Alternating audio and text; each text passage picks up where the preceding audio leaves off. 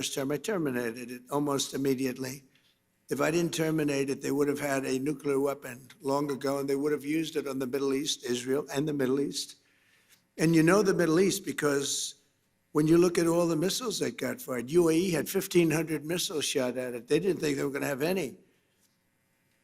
Saudi Arabia didn't expect to have, we have the most powerful Saudis. Oh, yes, sir, you are so powerful. But Yasser, you didn't expect any missiles going to Saudi Arabia. They didn't expect them in Qatar. They didn't expect them in Kuwait, in Bahrain. The missiles rained down on you. They were going to hit you with nuclear or whatever they had. But we stopped it. We stopped it. We stopped it with him. And then there was a big moment also in my first administration when I took out Soleimani. And a lot of people think that might have been the biggest thing of all because he was a mad genius. He was a vicious, horrible human being, but he was a great general and a great leader, if you define a leader in a certain way, very, very powerful leader. In fact, he was so powerful that I really think that the leadership of Iran was extremely happy when I took him out, but they don't say that, but nobody's going to be asking him anymore because they're not here either. But getting the termination and terminating the Iran nuclear deal that was done by Biden and Obama, I would say mostly Obama. Actually, I don't think Biden knew where he was then, too. He had no idea. If you said to him, the Iran nuclear, what's that? But there was 4 years of hell we had with this guy as our leader, I'll tell you. And then we hit him with the B-2 bomber, so we did it twice. But if they would have had a nuclear weapon, it would have been a whole big deal. And I wouldn't be here right now, and probably you guys wouldn't be too happy. You might be in an area, who knows where you would have been. But we did it twice. And I really believe we saved the Middle East. We saved not just Israel, we saved the Middle East. And it was proven by all those rockets that fired down upon you. Saudi Arabia got hit a lot. You all got hit, and nobody expected any missiles to be wasted. You would have thought they were only going at Israel. They weren't. As President of the United States, I would never allow the world's #1 state sponsor of terror to obtain a nuclear weapon. I said that for a long time. And I didn't. To defend America and our allies over the past 27 days, the U.S. Armed Forces, most powerful in the world, have been annihilating Iran's military capacity with force, precision, skill like the world has never seen. It was violence, actually, really violence. We're crushing Iran's currently as we speak. I just looked. We had another big day. We hit them. They don't know what's happening. Remember this. They lied about 3 days ago. I said, yeah, we're negotiating with Israel. We are not negotiating. They're being hit so hard. Anybody would be negotiating. They are negotiating. They're begging to make a deal. They're begging to make a deal. Turned out I was right. They were negotiating, which they admitted 2 days later. And in order to make up for their misstatement, they said, we're going to send you 8 ships of oil. And the following day I saw, this is 2 days ago, I saw on one of the networks, very strange, there are 8 ships of oil coming out of Iran. And then they actually said, we're going to add an extra 2. And they added an extra 2, so we had 10 ships. And then people realized we were actually negotiating. We're negotiating now, and it'd be great if we could do something, but they have to open it up. They have to open up the Strait of Hormuz. Excuse me for this. I'm so sorry. Such a terrible mistake. The fake news will say, he accidentally said, no. There's no accidents with me, not too many. If there were, we'd have a major story. No, well, we had that with the Gulf of Mexico. Remember the Gulf of Mexico? And one day I said, why is it the Gulf of Mexico? We have 92% of the area around it. They have 8%, really less than 8%. But for 350 years, it was good. You know, they were there 100 years longer than us, Mexico. They're at 350, we're at 250. And I said, often asked myself, why do we call it the Gulf of Mexico? It seems like we dominate. Well, when I checked, it was more than 92%. So I announced I wouldn't say Mexico was thrilled, but I announced that from now on the Gulf of Mexico is going to be called the Gulf of America. And it took about 1 hour and it was done. Everybody, I mean, the president called me. She's really a nice person too. I like her a lot. She called up. She had the most beautiful voice. She's a very elegant woman, has a beautiful, beautiful voice. She goes, President,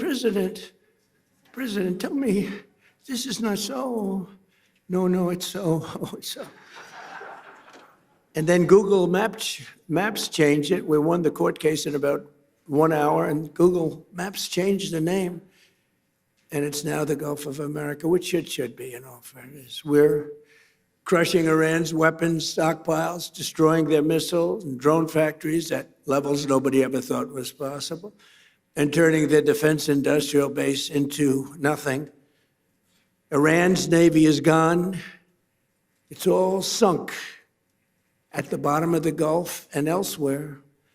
Did you see the attack submarine that we have, one after one of their boats? It was called the Soleimani.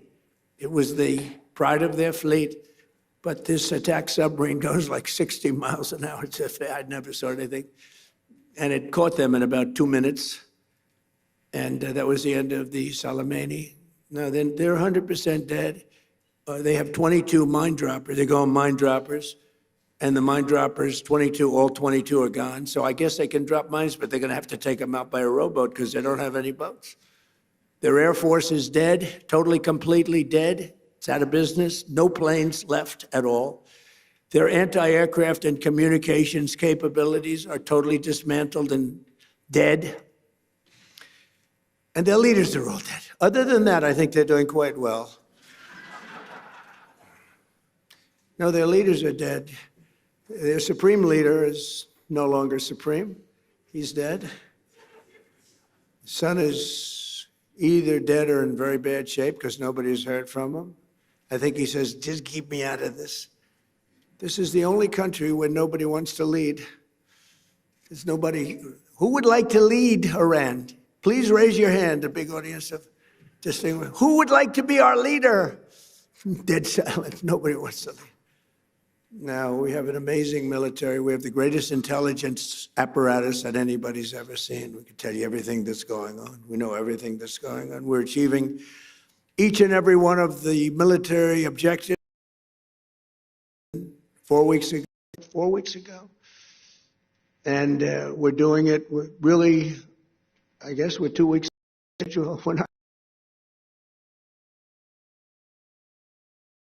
We call it a military operation. We don't call it a war, we call it a military operation.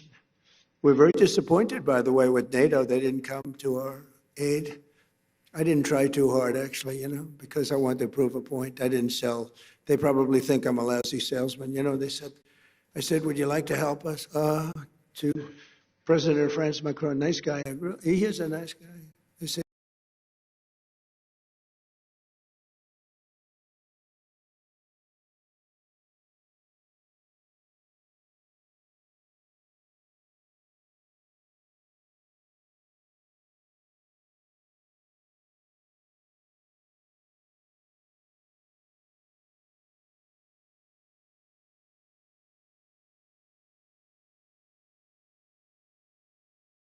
very well, but we could probably use them maybe for helicopters. And they said, yes, oh, yes, we are preparing them.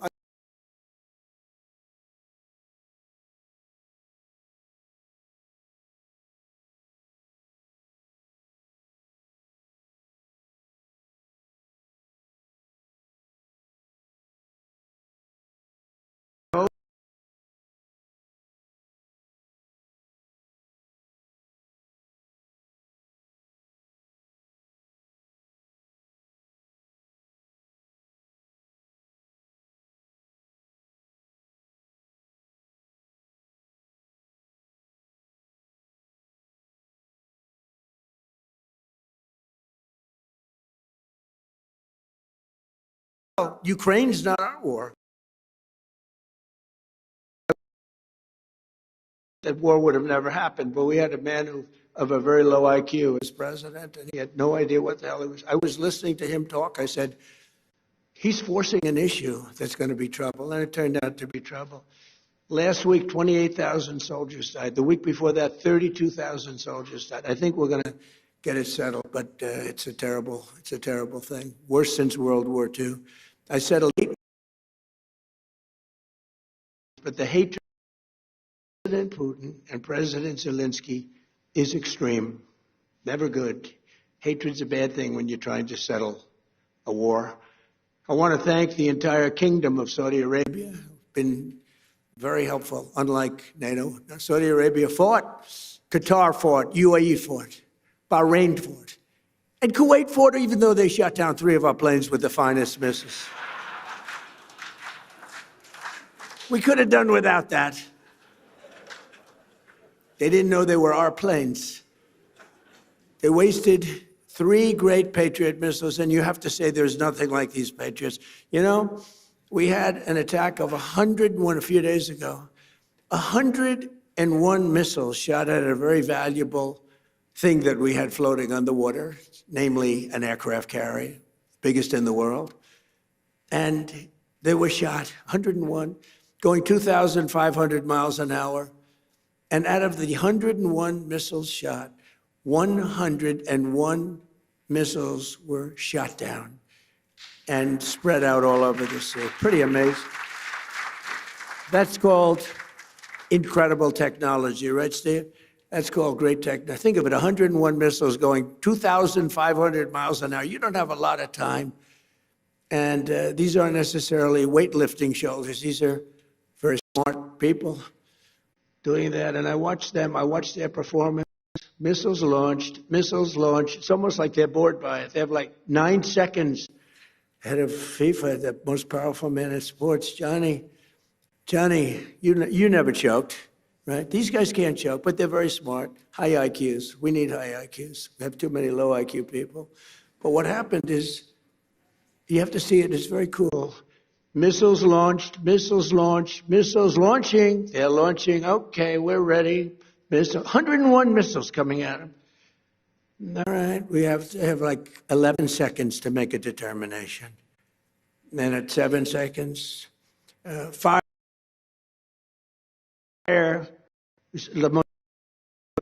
boom.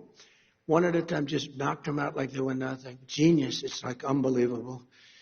I mean, to think and we have the technology nobody has. Look at what happened in Venezuela. They had other equipment, not ours. They made the mistake of using other equipment. Didn't work too well. And Venezuela was, was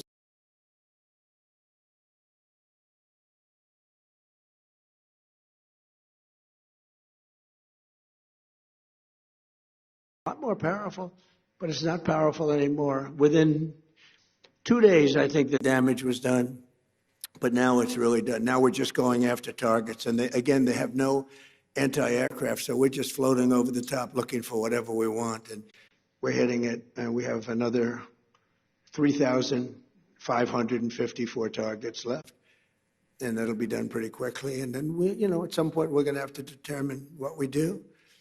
But they've never seen anything like it. When we hit Venezuela, that's a very strong military country. They have soldiers. If you've ever been there, I've been there. They have a lot of soldiers walking around all over the place. Everyone's a soldier. Very military kind of a place.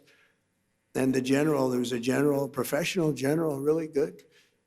And he said, we were all set for him. We knew there was a problem when we noticed at 1 o'clock in the morning, every 32 seconds, another airplane, a very fast plane, was coming off the deck of an aircraft carrier. That's actually the biggest aircraft carrier in the world. And every 32 seconds, boom, boom, boom. And it was 1 o'clock in the morning. So we said, okay, I think we're in trouble. But they were ready for us, Johnny. And we were ready. He said, we were ready. And then they hit us. And they came from 17 different angles. They were here, they were there. We ran for our lives. It was over. And it was over. And then we took this guy who was a very bad guy, and within literally minutes, he was in the back of a helicopter in a house that was in a big military base with thousands and thousands of soldiers. The house was all steel, with steel doors, steel everything. They had the small steel doors, the big doors. We were equipped for anything. Even the big one, it would have been opened within 30 seconds. They walked in with blow torches. And within minutes, he was out of the house, being thrown into the helicopter, sailing away, and the soldiers just looked. Bye, bye. Enjoy your trip, sir. It was amazing. It was an amazing, but this is more amazing what's happening now, because we took a very strong country. I could see that, yes, sir, the problem you would have had. I mean, this was not a weak country. This was a strong country. They had over 10,000 missiles that they accumulated since October 2nd, if you think. Since the B-2s, really since the B-2s, they accumulated them in a matter of months, 6 months, but they had well over 10,000. They had rocket launchers. You know, rocket launchers are more important than the rockets, because you take a rocket launcher out, that's the end of that. People think you can take those big rockets and throw them out your window, like when you were a child with the paper airplanes. You thought, it doesn't work that way. You need those launchers, and we knocked out 97% of the launchers. That's why you may be attacked, but you're not being attacked with very heavy numbers of missiles like at the beginning. But in particular, I want to thank my friend, the Crown Prince Mohammed, who is a fantastic man and a great friend of mine, and a friend of all of yours, I think.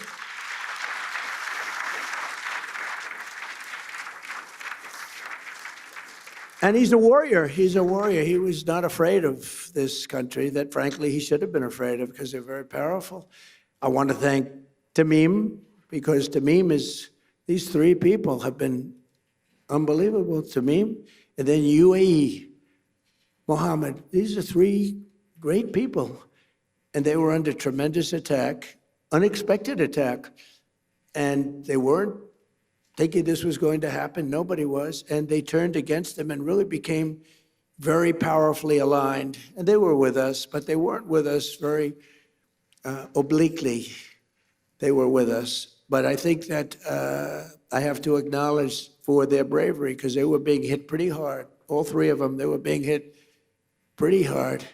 The Emir, Mohammed, you had two Mohammeds and a Tamim, and they're friends of mine. And also I have to say that Bahrain and Kuwait, they were stand up, more so than NATO, I want to say, more so than NATO. Now, they're a little closer to the action than NATO in all fairness, but very disappointed with NATO.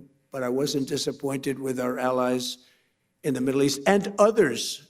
And others. We had tremendous support from countries that were not in the general area, but they were tremendously supportive. I think Turkey was fantastic, actually fantastic, and they stayed out of things that we asked them to, and he's a great leader. He's a great leader. And Indonesia was great. We had so many great, you know, you learn who your friends are, really do. You learn who your friends are. And, but Indonesia, Turkey, and so many other countries. But the five were great. But your dear friend and my dear friend he was all man. He stood up and he wasn't scared. Maybe he was, I don't know, maybe he was, but he didn't show it. He was great, a great leader. You can be Saudi Arabia can be very proud of because he's got a lot of titles. He's the crown prince. He's the prime minister. He's the future king. He's got about 7 other titles. I said, you have more titles than any human being on earth. He's everything. And he deserves to be, because he's a winner. So I just want to thank those people. So the Middle East will be transformed, and the future of that region is I don't think it's ever looked brighter. You couldn't have, we did the Abraham Accords. I hope you're going to be getting into the Abraham Accords finally. Yeah, so will you please go back and explain? It's time now. Mohammed said, oh yes, as soon as we do this, as soon as we do that. I said, Mohammed, we did that. Oh yes, but we have a couple of other things. It's now time. We've now taken them out, and they are out bigly. We got to get into the Abraham Accords. And we hope all of the countries are going to be in the Abraham Accords. We have some very brave countries that did it, years ago. They went in, and you know who they are, the early four. And they did a great thing in doing it, and it was great for them also economically, but it was a great thing that they did it. But I think all the Middle Eastern countries are going to be joining now. And in some cases, I would say all the Middle Eastern countries and beyond. You have people not in the Middle East that want to be members. You'll be seeing that soon. In the meantime, the conflict in Iran also makes it absolutely vital for the radical left Democrats in Congress to immediately end their dangerous shutdown of our Department of Homeland Security. You know, they want to play games. That's all they are. These people are lunatics.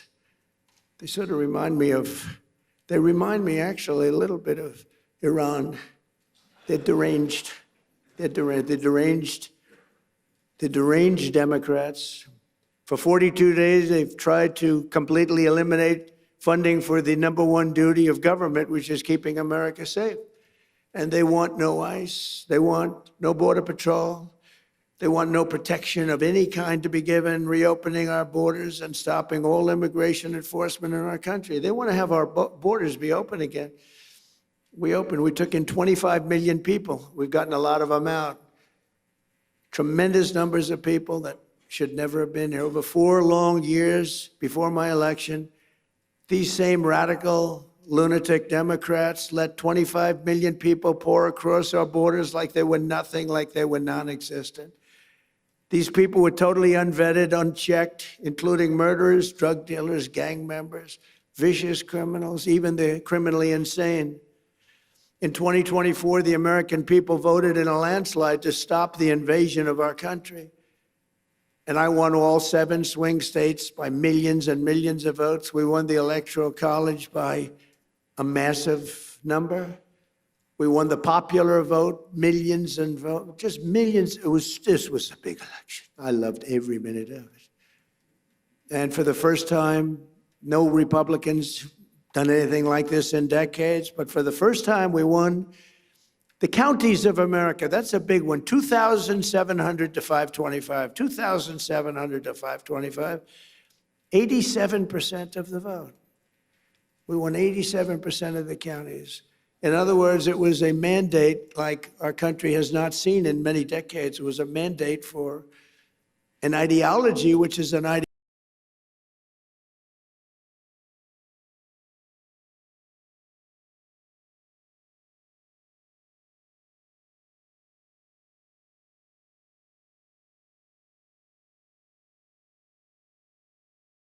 I heard the other day, I think that he's losing the MAGA base. I said, really? Because of the war. See, I get into a war. Because they war, I call it a military conflict. But there's a reason for that. But you get into a war or a military conflict for you, and then they say, my base. I said, no. MAGA's stronger than ever because MAGA's make America great again. But my MAGA people, which is the greatest phrase in the history of politics. It's the most important movement by far, probably in the history of the world. I mean, you know, there's never been anything like this. And in fact, just a few days ago, you have to understand, the fake news right back, oh, that's a lot of fake news. Yeah, so you brought a lot of fake news with you. They must know you're going to make a speech at some point because look at the, but what happened is the fake news was saying, he may, they hope, you know, it's like, oh, we got to get rid of this guy. They say, he may be losing his MAGA base. And that would be maybe the end of him. And then I happened to be watching CNN, which is terrible. They treat me terribly. In fact, just a few days ago, CNN had a poll that had me at 100% of MAGA voters. They said they've never seen anything like that. Can you put that up? I actually said if you could put it up. Do you have the technology to put it up? Go ahead, give it a shot. You know, sometimes you look at the polling data and there are numbers that just jump off the screen at you, and this is one of those. Because just take a look here. MAGA GOP view of Trump. Approve 100%, 100%. If you are a member of MAGA and the GOP, you approve of Donald John Trump. 0% say that they disapprove. You don't have to be a mathematical genius to know you can't go higher than 100%. He is the 1972 Miami Dolphins. Good technology, thank you. I figured you'd have good tech. I said, I wonder if they could put that poll up. We just did it 2 minutes ago. No, but I was watching this and I'm hearing them saying, could he be losing the MAGA base? I don't think so. You know why? Because MAGA wants to win, number one. Number two, they want our country protected. They don't want another country out there that's hostile and crazy to have a nuclear weapon. And number three, they like us protecting certain allies, whether it's Israel or Saudi Arabia or Qatar or UAE, any of them. They want that. MAGA wants strength and they want victory. They want success. And that's what we have. And we have been very, very successful. You know, when I went into Venezuela, I said, because I campaigned on the fact peace through strength, you wouldn't have to use it. I said, you'll never have to use it, but sometimes use it. And Cuba's next, by the way, but pretend I didn't say that, please. Pretend I didn't say that.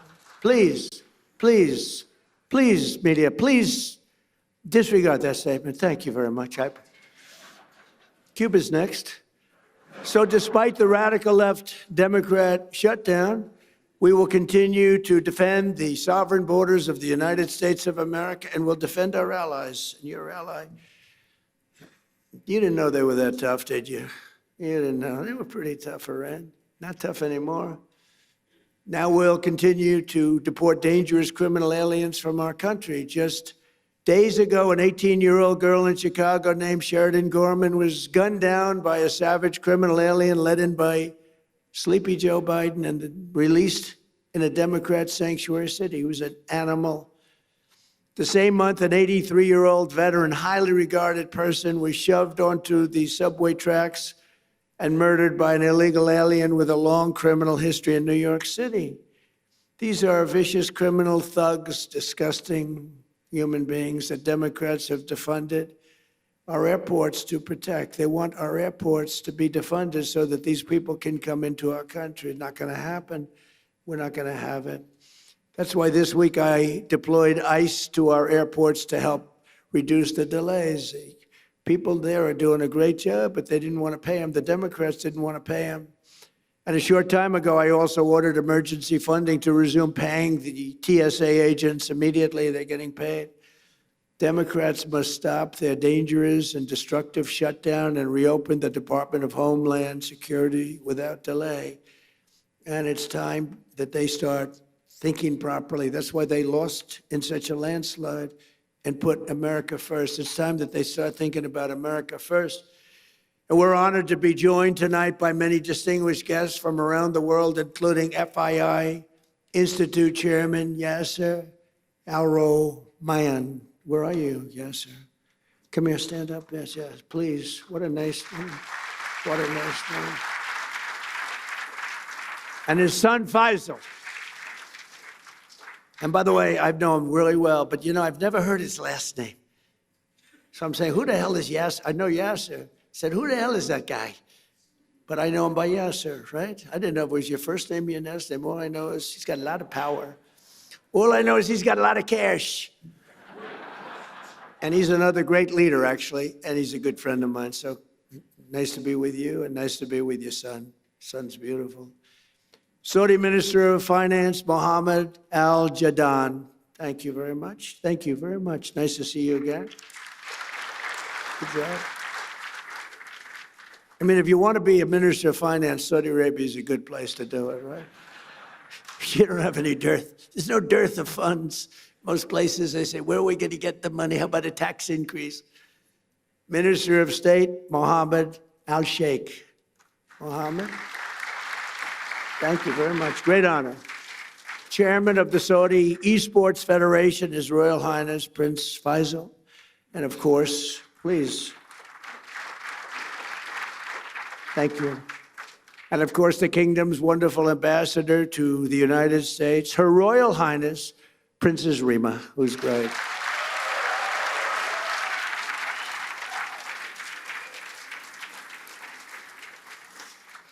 She's great. Also, I want to thank the president of Sierra Leone, Julius Madabio. Madabio, I love that name. Thank you. Great honor to have you. And chairman of the FII Institute Executive Committee, Richard Attias. Thank you, Richard. as well as special envoy, I call him Henry Kissinger, who doesn't leak, because Henry is a big leaker. Richard Nixon would beat him. Henry, somebody's leaking on us. There's somebody leaking. Henry would say, we'll get to the bottom. It was Henry that was leaking. That wasn't good. So we have Henry Kissinger, better than Henry Kissinger, and he doesn't leak. Special envoy Steve Witkoff. Thank you, Steve. Doing a great job. And he and Jared Kushner, they're like a team, and boy, I tell you, they're a good team. High IQ. It's a high IQ team. You want to find your high IQ people. Director of the Office of Science and Technology Policy, Michael Kratsios, a Greek individual. Where's Michael? He was at the Greek event. Hi, Michael. He was at the Greek event yesterday, so I know he's Greek. They asked me, please, sir, would you introduce Michael? CMS administrator, a phenomenal man, a brilliant man. You know, he had a show on television for like 20 years that was so great. I was on his show. He said, would you do me a favor? Would you go on my show? I said, yeah, I'll go on your show. It's a big show. It was very successful. And I went on his show, and he determined that I should lose weight. This is what I went through. He said, I think you should lose weight. I said, I don't need you saying that in front of millions of people. You don't have to tell me that. But he's a great guy, and I don't know how he ever got the job after that, but he's the most powerful man, actually. Medicine, him and Bobby, what a team. Bobby is great. He's great. Dr. Oz, you know that, Mehmet Oz. And they're coming up with things that are amazing, a little out of the box, but the out of the box guys are really finding things that are amazing. Autism, that's so important to us. We want to find out, why is it happening in such large numbers all over the world, but why is it happening in our country all over the world? And you're coming up with some pretty impressive studies and answers. A really good friend of mine, the president of FIFA, Gianni Infantino, and Johnny is great. You know, when I didn't get the Nobel Peace Prize, you got to understand, I don't care. Norway has lost so credible. I stopped 8 wars. I even stopped India and Pakistan. And they were going at it for a week. They had 9 planes already shot down. They were in a war. I stopped them. You know how I stopped them? I said, if you keep fighting, I'm going to put a 250% tariff on each one. No, you cannot do that. I said, I'm doing it. All right, we won't fight anymore. That's how I stopped them. I used tariffs to stop. You ever hear of anything like that? It was too much for them to bear. But they were going to be in a war. And the prime minister, actually a great guy, the prime minister of Pakistan said President Trump saved 30 to 50 million people, 2 nuclear countries. Would have happened. And I figured, if I don't get the Nobel Prize for Peace, nobody will ever get it. I didn't get it. I'm not surprised. I didn't get it. And the person that got it was shocked. She's a wonderful woman, too, by the way. And she said, no, I don't deserve it. President Trump does. Nobody deserves it. Nobody ever does. I stopped 8 wars, Yasser. Do you know what that is? 8 wars. You didn't stop 8 wars. You started 8 wars, Yasser. I stopped 8 wars. But it was a little early, because in all fairness, it was for the year before, right? It was for 24. But still, you thought they would have made an exception. But they didn't do that. You watch what happens. But it was sort of amazing. So she was so nice, and she actually came to the White House, and she presented me with her award. She's a wonderful woman. But stopping wars is, I think, it's the best. I think I do it the best. I stopped wars that nobody thought. President Putin called me. He said, I can't believe you stopped this one and this one, which are impossible. Azerbaijan was an impossible war to stop. We stopped it. But we also have a man who's probably good at stopping wars. I know he's good at being a tough guy. He is a tough guy. He's been very tough on crime, and he's done a great job. Miami Mayor Francis Suarez is here someplace. Francis, hi. How are you? And we have our great son. He's got the best genes, I think, of any human being I've ever known. He's my son, Don Trump. Don, he's a great guy. And his fiancée, Bettina. Good, Bettina, good. No, my son's got the greatest genes in history. I'm a big believer in genes, by the way, I will tell you. My daughter Tiffany and her husband Michael, my beautiful daughter, great, and they have a new child, the most beautiful guy we've seen, right? Blows us all away, right? He's great. Thank you for being here. And countless other business leaders. We have so many friends of mine here, so many business leaders, but we can't go on because we have a couple of moments more to discuss the world and the economy. Over the past 14 months, the Trump administration has achieved perhaps the most dramatic one-year turnaround of any nation in all of history. A short time ago, a man that we just discussed, the king, the future king of Saudi Arabia, and I also love the king of Saudi Arabia, what a man he is. When I was there, we bonded. He would grab me to get up. He was a little frail at the time, and this was a long time ago, and he's still doing well. And he'd grab my arm to get up when I was sitting next to him. And they said that's the only time he's ever grabbed anybody. He would grab me all the time. And I said, I think he likes me.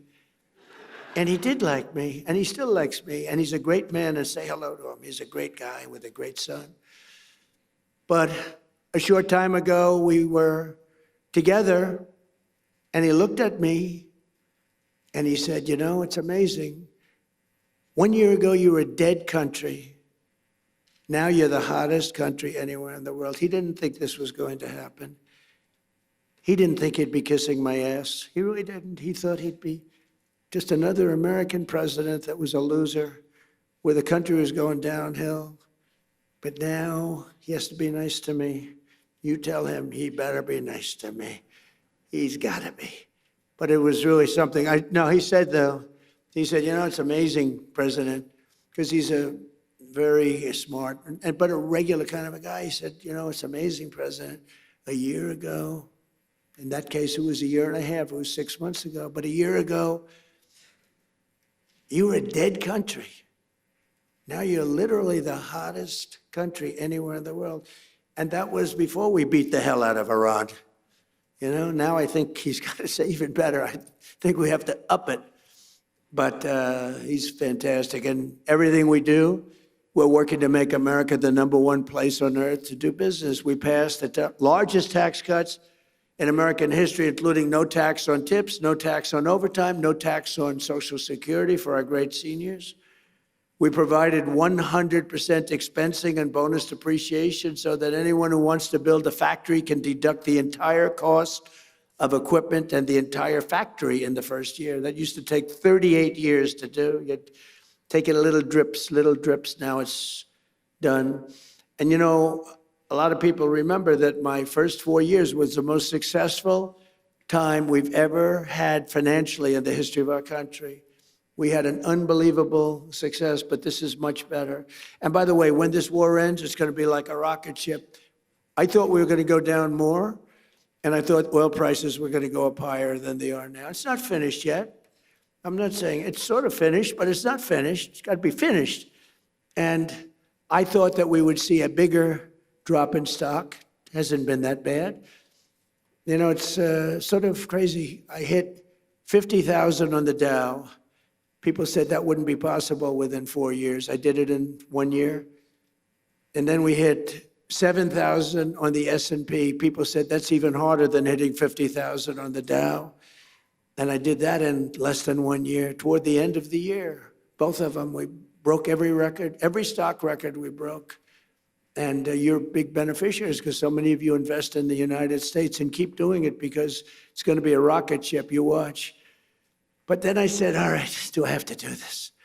We have a country that's sick and demented, and they have a nuclear weapon, or they want to have one. They were very close to getting it. Remember, they were 2 weeks away. They were 2 weeks away. If we didn't hit that, I call it the nuclear dust. I use the term nuclear dust. If we didn't knock the hell out of them, they would have had a nuclear weapon within 2 to 4 weeks, and they would have used it on you and on Israel and on everyone else. And I said, we really do have to stop and go on a little different journey for a little while and take them out and then go back to life. And that's what we did. And we did it violently. We did it powerfully. We did it with the respect of the world. And we helped a lot of allies, and we learned about other allies. We learned that other allies weren't there. We didn't need them, but they weren't there if we did need them. And that's going to be very costly for them. The stock market has set 53 all-time record highs since the election, adding $9 trillion in value to America's savings and retirement accounts and 401ks. Everybody's benefiting by this. And more Americans are working today than at any time in the history of our country. At any time. To me, that's the number one stat. More Americans are working today, by far, than at any time in the history of our country. And in 14 months, we've lifted 3.3 million Americans off of food stamps. That's a record. And Biden and his allies wrecked our country. They wreaked havoc on our economy, and they gave us the worst inflation in American history. Under Trump, during the last 3 months of 2025, we got core inflation down to 1.6%.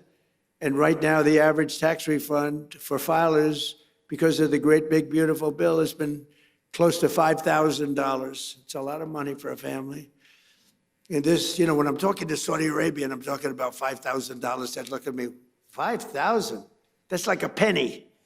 Right, David? That's like a penny. Saudi Arabia is not into $5,000, but it's Saudi Arabia.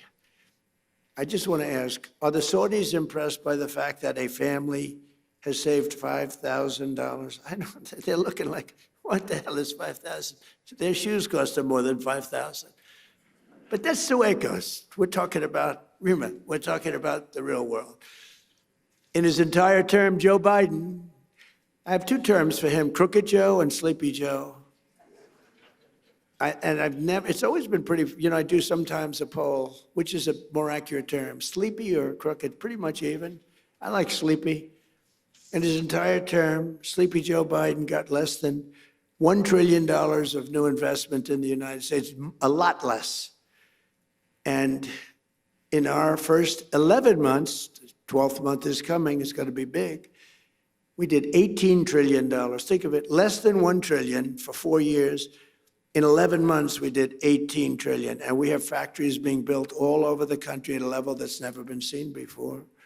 And a lot of that has to do with the fact that I allow these plants and everything to build their own electricity. Well, we need big electricity. They're all building their own electricity.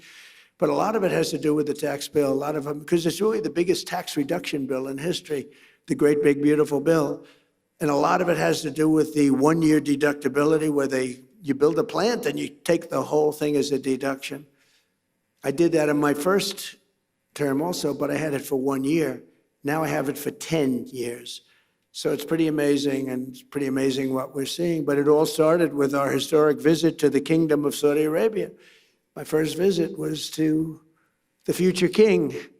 And on that first foreign trip of my presidency last May, the Crown Prince announced that Saudi Arabia would be investing an incredible almost $1 trillion in the United States, which he later increased.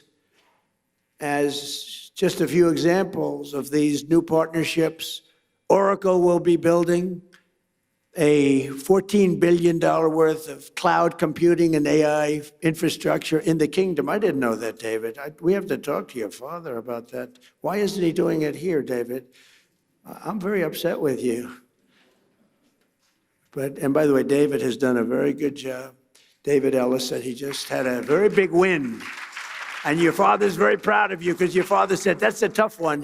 And you got it done. It's going to be a great success. You're going to be a great success.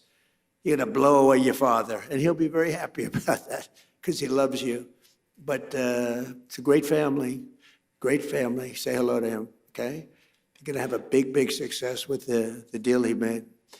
Boeing is selling dozens of 737 airplanes in a deal valued at $4.8 billion and supporting approximately 20,000 U.S. jobs. And during our trip, the United States and Saudi Arabia, and I must say also Qatar, we visited, they were fantastic. And UAE, we visited, they were fantastic, all three of them. We took in a total of almost $3 trillion from just those three countries. But Saudi Arabia signed the largest defense sales agreement in American history, nearly $142 billion of the finest military equipment anywhere in the world. We make the best military equipment in the world by far. Nobody's ever figured out the Patriot. I mean, when you can shoot down 101 out of 101, that's good stuff, right? And those suckers are traveling at 2,000, Mr. Minister, 2,500 miles an hour. You better hope you don't have chokers sitting behind that desk. Because if they're about 1 second late, that's the end of it. You know, you say, well, we missed them, they're coming. When I hosted the Crown Prince at the White House last fall, we officially designated the kingdom as a major non-NATO ally, first time.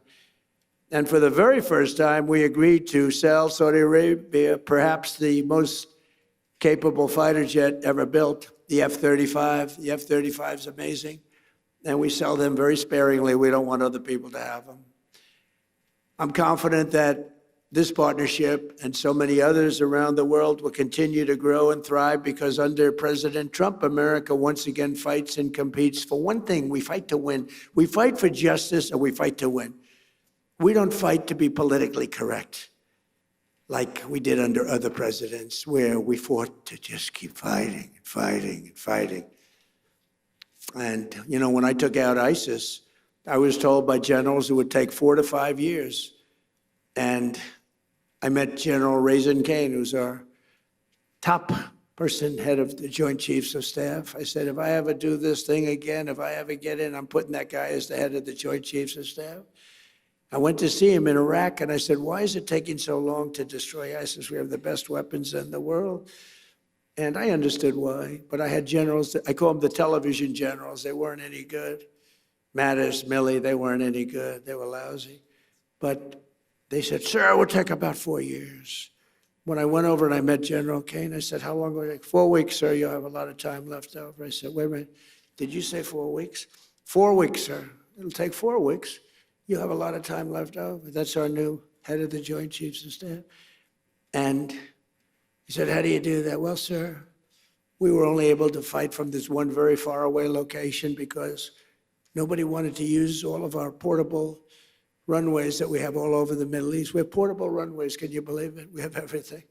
But nobody wanted to use them because they didn't want to insult the country where the runway was located. I said, they wouldn't even know. Do you think some country's going to know when we have jets taking off? They don't know. He said, well, I agree with you, sir, but whether they know or not, who cares? He said, so we have about 17 locations that we could take off. From this one, it took 8 hours to get to the destination. By the time we got there, we had to refuel all the time, and we had to come back. And he said, but we have 17 different locations, sir. And, sir, we're going to hit them from the left. We're going to hit them from the right. We're going to hit them from the east and the west. And we're going to hit them from above. And you could see he was getting crazy. And I said, what's your first name? He said, Raisin, sir. What do you mean, Raisin? My name is Raisin. He said, you mean your name is Raisin Kane? And he said, yes, sir. You're the guy I'm looking for. I've been looking for you for 4 frickin' years. I found Raisin Kane. His first name is Dan, but his nickname is Raisin. And I love that. I loved Raisin Kane. And I said, if I ever get in, this was before I decided to even run, I said, if I ever run and if I win, that guy's going to be the head of the Joint Chiefs of Staff. That's exactly what happened. And he was all for me, and I'm all for him, but he's a great general. He's like one of these football coaches that's great. You know, there's some great ones, Johnny, right? And all they do is they sit, their wives are complaining, everyone's complaining. They never go, they don't see anybody. They just go into the room and they study film and tape it. Then they go out and win, and everyone says, and other guys are out there playing golf. They're not winning. And he's been great, and Pete Hegseth has been amazing. He's been amazing. Pete has done a great job. He was born for it. I really believe he was born for it. We have a lot of great people. We have a lot. We had a great first 4 years, but the people we have now, you know, look, when I won, I'd never done it before. I ran, everyone thought I was doing it for fun. Even Steve Witkoff, he said, you're doing it for fun, right? No, I guess, I don't know. I didn't know what I was doing it for, maybe. But they all said, no, he's going to run, and in September, he's going to have a lot of fun, he'll drop out. And then the debates came, and I did good in the debates, and We're knocking people off, all senators, governors, mostly senators and governors, all professional politicians, smart guys. You can't be stupid and be a senator or a governor. It doesn't work that way. Other than Biden, he got lucky. He was in a room, they locked him in a room, and he never got to talk.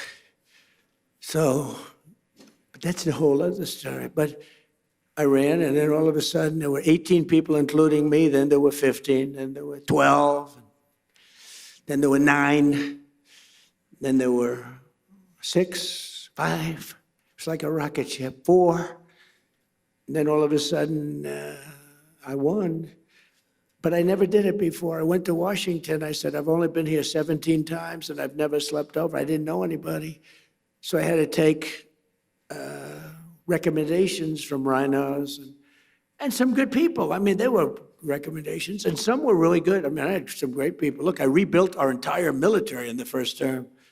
We got the largest tax cuts in history, the largest regulation cuts in history in the first time. We did good, but I didn't have the same people generally. But I went home and I watched this thing closely. And by that time, I knew the good, the bad, and the ugly. I knew the good ones. I knew the bad ones.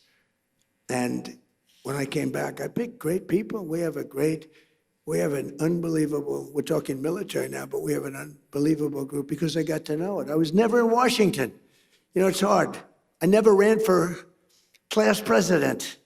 All of a sudden, ladies and gentlemen, your next president of the United States is Donald Trump. I said, really? I never did this before.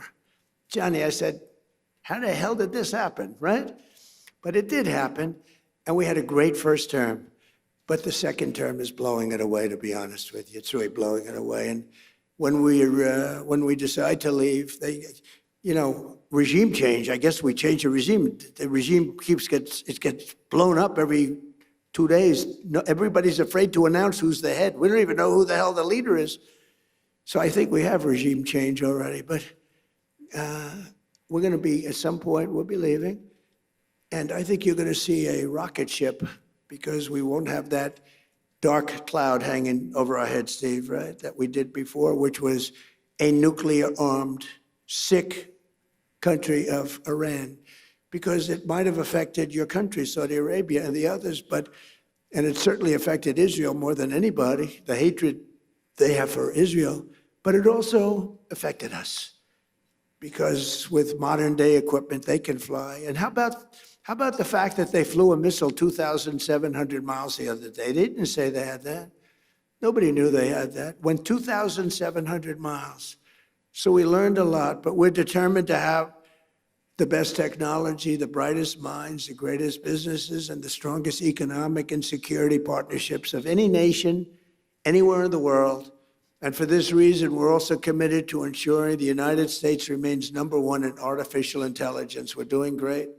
We're leading China by a lot, and I'll not allow radical left maniacs to sacrifice American AI leadership to red tape or political correctness. It's going good.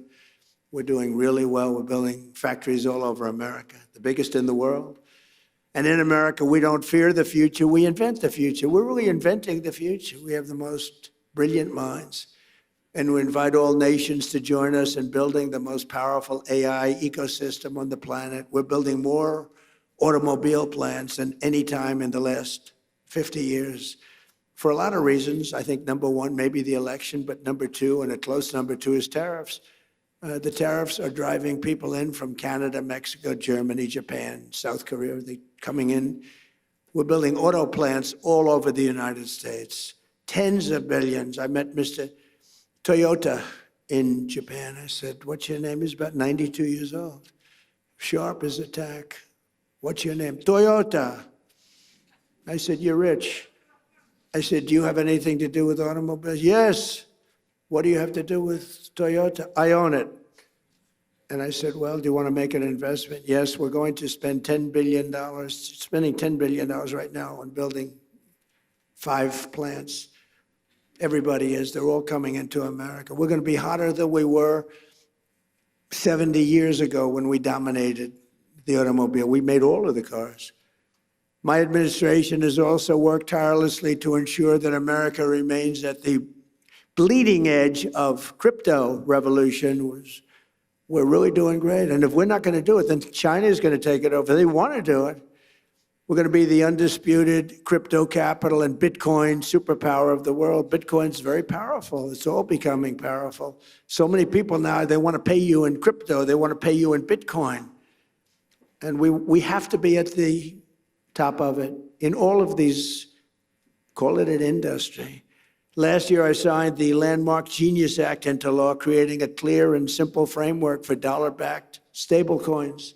And this was a historic achievement, and I'll not allow Democrats and their big bank donors, although they've had a lot of support for crypto. They will say that. The Democrats have been very strong on crypto. They want to see it too, which is shocking if you want to know the truth. But we don't want any pointless regulations or needless restrictions. We want to have free enterprise, open. America became the world financial capital because we were the strongest and the freest nation on earth, and the Trump administration's going to keep it that way. We're very open. And I tell people, if you have problems, call me. And some of them are amazed. I actually take their call and get their problem solved.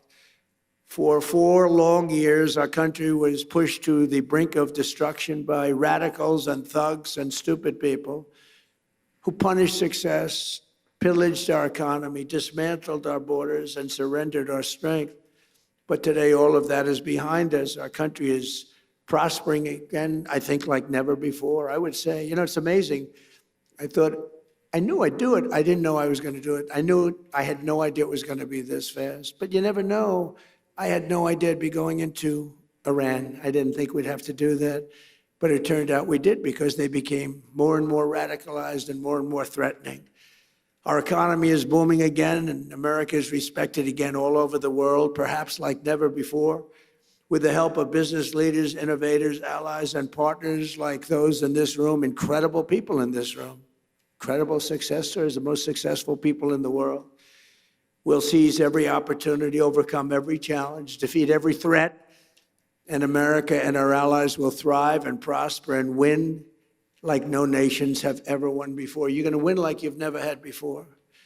So I want to just thank everybody very much, and I'm asked to take a few questions. And unlike other politicians, they would like the questions screened. I don't ask for screening of the questions. You can ask me anything you want. You can talk sex. You can do whatever the hell you want. I'm here for you. Whatever question you want, you can ask. So do you want to do that? Do we have some people handling this? Here he comes. Look at this man. Very powerful man coming up, ladies and gentlemen. We'll take some questions. Good. Thank you. Thank you very much, Mr. President. Thank you so much. And thank you for accepting to take 5 questions. We don't want to take too much of your time. So let's talk about business. In one sentence, where should the world invest in America right now? Say it, what? Where should the world invest in America right now? Well, look, the one that they're going crazy about is AI. Now, sometimes you'll say, let's go the opposite, because I've seen it. Everyone goes, but AI is going crazy. AI, so my family, we made Don, the whole family. Erica's doing a good job. All of us, Ivanka, we liked real estate. When you can make money in real estate, it's a great business, but I see some of these guys come into my office, they're wearing a T-shirt and they're 24 years old. Dad, he's got a net worth of $24 billion. I said, you gotta be kidding. Off a little contraption. So, but the money seems to be, right now, AI. And also, if you're in school, like you're going to the Wharton School or the Stern School or any of these great schools, the numbers that they're paying to go into that business is incredible, where you see people getting a $10 million bonus to sign, like baseball players or football players. We're giving you a $10 million. I hate to say because it sounds ridiculous, but there have been some $100 million bonuses paid to sign. So I think probably if you're going to say one thing, AI, and just hope that it works, right? You better hope. So, Mr. President, what is the one leadership trait the world is missing right now? What is missing in leadership? Well, it's winning. You got to win. I've watched a lot of people, leaders, great leaders. And, the one thing about sports is you break it down into, a 2-hour period, something nice. You don't have to wait a lifetime to find out if somebody a winner or a loser. You got a lot of losers, mostly losers, fortunately. It's a good thing to have a lot of losers. I always like to hang around with losers, actually, because it makes me feel better. I hate guys that are very, very successful and you have to listen to their success stories. I like people that like to listen to my success. But I find, and I found this, and I'm only kidding, I want to say that, sort of. But I find that people that win, it's much easier to lead when you're successful and you win. Vince Lombardi was a very tough person, a very tough football coach. He was sort of a violent guy, actually. I knew him. But he won, and he got away with things because he won. I used to say, if you win, winning helps you to become a better leader. People follow you if you win. And not everybody can win. Some people win, and some people don't win. But when you win, it's a lot easier to lead. Talking about winning, Mr. President, the world is entering in a new economic era. Who do you think are the winners and who do you think will be the losers? Are you talking about as nations? Yes. Well, or sectors? The United States right now is the hottest country anywhere in the world, by far. And we've done it very quickly because we have a good system. Now, it's somewhat radicalized because the Democrats are really holding us back, and you better hope they don't get in because they'll destroy a lot of what we've built. But right now, the United States, as the king, future king of Saudi Arabia said, we're the hottest country anywhere in the world.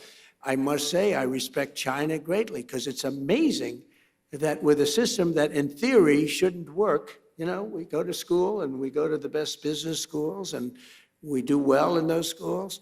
And we read about free entrepreneurship, and we read about all of these different things. But you look at China, how well they do, how well they manufacture. I mean, they manufacture cars so many that they actually have a contest for who can manufacture the least cars because they have so many cars. You have to have great respect for China for the job they do. Like them or not like them, you have to respect them. So precisely, you will be going to China in May. Yes, I'll be going. We had a meeting, and I called up President Xi. I get along really well with him. He even approved the TikTok deal. He said, I will not approve that deal to other people, not to me. And I thought it was good if we could keep it going. I like it because I'm the #1 person on TikTok. Can you believe it? I put a chart up there, another chart. You want to put another chart up? Like we did with fake news CNN. I said, let's see what happens. So we got a group of very big investors, the biggest investors, and they really wanted to buy TikTok. And I did very well on TikTok in the election. I won the youth. I did tremendously well with youth because of TikTok and other things, certain interviews, et cetera. But I did very well. And I sort of developed a liking for it. And I was told that it will never be approved by China. You had to get approval. And I didn't really care. And then it got to a point where all of these very successful people were willing to pay a lot of money for TikTok. And I called up President Xi. I said, do me a favor. Will you approve it, please? It's good. It's good for China, good for us, good for everybody. Would you do me a favor? I know you said it was a hard no. And I said, I know you said no to everybody, but you haven't said no to me. Would you do me a favor? Would you approve it? It's good for China. It's good for us. You have a lot of big investors. They're investing in China also. They have a lot of money in China. I would appreciate it. He said, okay, I'll do it. Nice. It was very nice. And they bought TikTok, and it's going to do good. And it was done with the consent of China. We get along well with China. China used to take big advantage of us, but they don't take advantage of us anymore. Now we compete very nicely with China. We put tariffs on China. The tariffs got too high. At one point, they were up to 145%. I was saying, nope, put tariffs on that, put tariffs on for fentanyl, add 20%. And then one day I said, what's China paying now? Sir, they're paying 145%. I said, 145? That's crazy. I got a little carried away. So I got them down to 100. Then I took them down a little more. And I'll never forget, I took them down a little bit from 145 to 100. And the fake news said, Donald Trump collapses on China. They're paying 100%. Nobody pays 100. So anyway, we got it done. And now we have a great business relationship with China. I've always had a good relationship with President Xi, except for the COVID situation, because I wasn't thrilled about that. He wasn't thrilled either, by the way, but I wasn't thrilled. But I have great respect for him as a leader. And we had a deal. I was going there, and I didn't want to go during the war. I said, look, we have a thing called a war, or as they would rather say, a military operation. This is for legal reasons. I say military, because as a military operation, I don't need any approvals. As a war, you're supposed to get approval from Congress, something like that. So I call it a military operation, but we have that going along, and I'd like to delay it. So we delayed it a few weeks, so I'll be going very shortly. Mr. President, we have few leaders here, business leaders from Africa. And of course, we have His Excellency, the President of Sierra Leone. What is your vision about Africa today? Well, I tell you, it's got tremendous potential. Now, I've been hearing about this for a very long time, and I have a lot of friends that have bet the ranch on Africa. They're very smart. It's got tremendous earth. It's got tremendous value underground, which is a very important. So do we. So does America. We have the most oil and gas and coal and everything of any nation on earth. It's a big advantage. But Africa has tremendous value in its land, and if they can unify and get together, I think it's got tremendous potential. I have a lot of very smart friends that they're putting everything into Africa. What do you think, Mr. President, is today the biggest mistake that leaders are making right now? Not sticking together. I think that NATO made a terrible mistake when they wouldn't send a small amount of military armament, when they wouldn't send just even acknowledge what we were doing for the world and taking on Iran. I never considered it very risky, but war is always risk. A lot of strange things happen in war that are very bad, but I didn't consider it. I know how great we're the greatest military by far anywhere. There was nobody close. I didn't think there was a big risk, but there's always surprises with war. They can be very bad surprises. I mean, wars are lost that should be won. Many wars are lost. You think a country is going to wipe somebody out, and they end up getting wiped out themselves. So it's always risky. But I think a tremendous mistake was when NATO just wasn't there. They just weren't there. It's going to make a lot of money for the United States, because we spend hundreds of billions of dollars a year on NATO, hundreds of protecting them. And we would have always been there for them, but now, based on their actions, I guess we don't have to be, do we?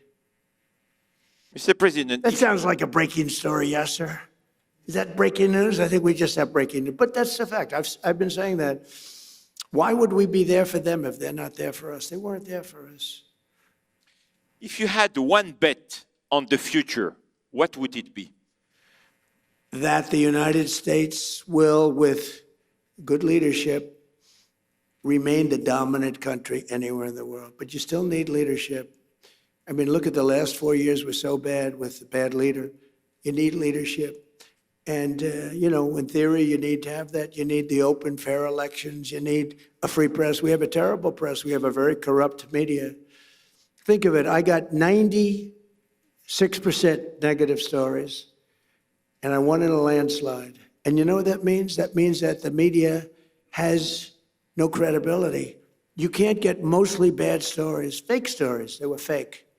The polls are fake. That's why I appreciate that one poll that I saw up there, 100%. She's never seen 100%. Nobody has. But you have to have a free and open media. And when a media can give you 96 to 97% bad stories, they write stories about it. Trump received 97% bad stories, and I won in a landslide.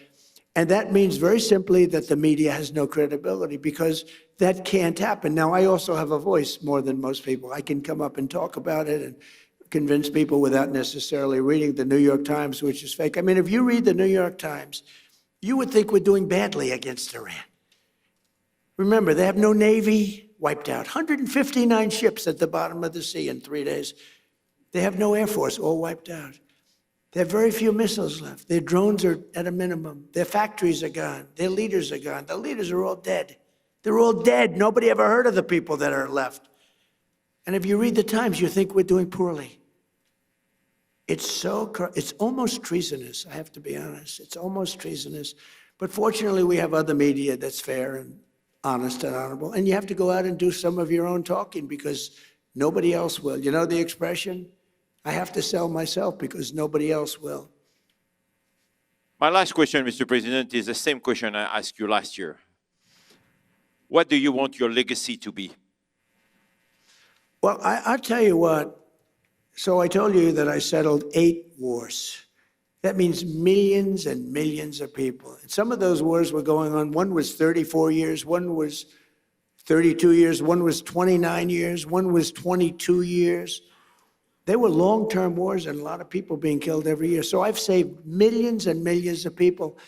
And I mean, I know it doesn't sound right for me to say this, but I'd love my legacy to be made as a great peacemaker, because I really believe I'm a peacemaker. It doesn't seem it right now, but I think I'm a peacemaker.